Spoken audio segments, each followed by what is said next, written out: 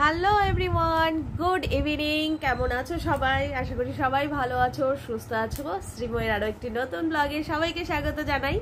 বাজে এখন 4:30 না 4:45 বাজে। তো এখন থেকে আমি আমার ব্লগটা শুরু করছি। আর যাব আজকে একটু মার্কেটে। না, মার্কেটিং আমার জন্য নয়, কারণ পুজো পার্বণ শেষ, এখন আর আমার কিছুই কেনাকাটার নয়।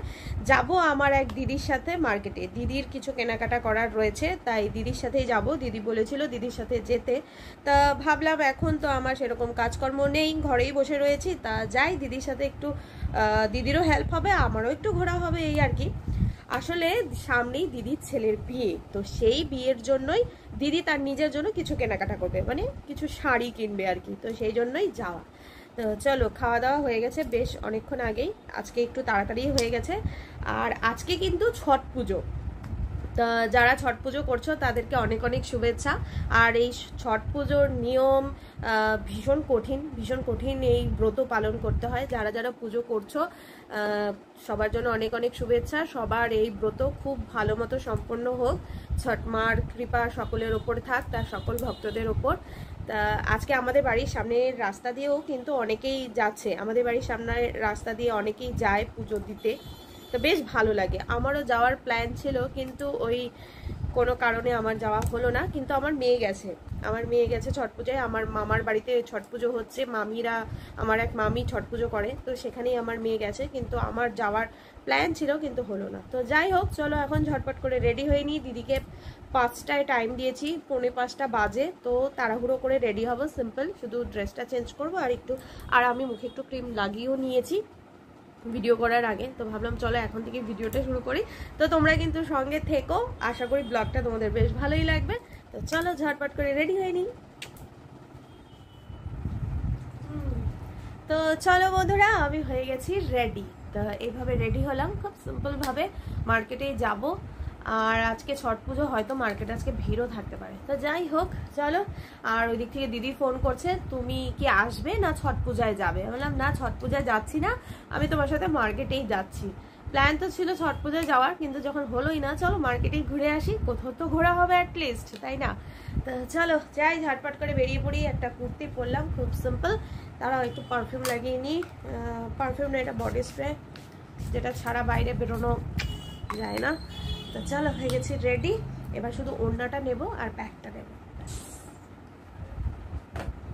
চলো, এই ওড়না টোড়না নিয়ে না আমার কোথাও যাওয়া ভীষণ অসুবিধা লাগে, কারণ এখন কুর্তি পরি, তো স্কার্ফ ইউজ করি, ওড়না ইউজ করি না। তবে এই কুর্তিটার সাথে স্কার্ফ ভালো লাগে না, তাই ওড়না। কিন্তু এই ওড়না নিয়ে না আমার হাঁটাচলা করতে অসুবিধেই হয় মার্কেটে, বিশেষ করে ভিড় ভাড়ের মধ্যে। তা চলো, কি আর করা যাবে, নিয়ে নিলাম। এবার ব্যাগটা নিলেই কমপ্লিট।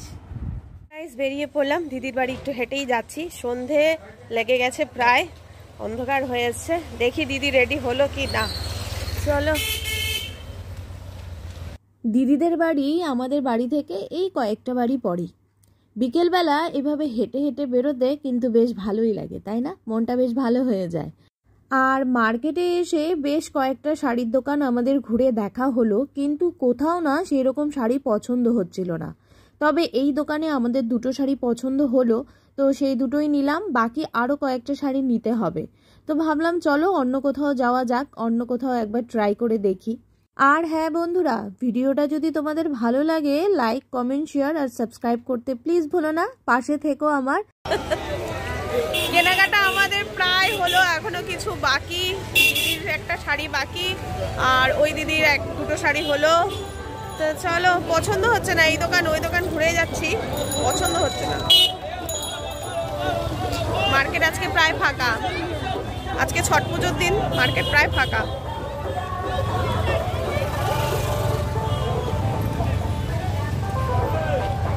চলো আর দুটো দোকান ট্রাই করবো।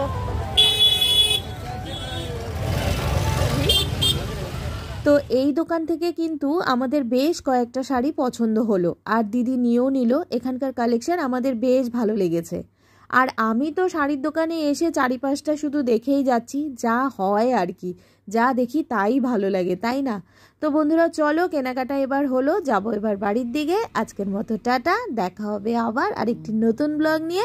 সবাই ভালো থেকো, সুস্থ থেকো, সাবধানে থেকো, টাটা।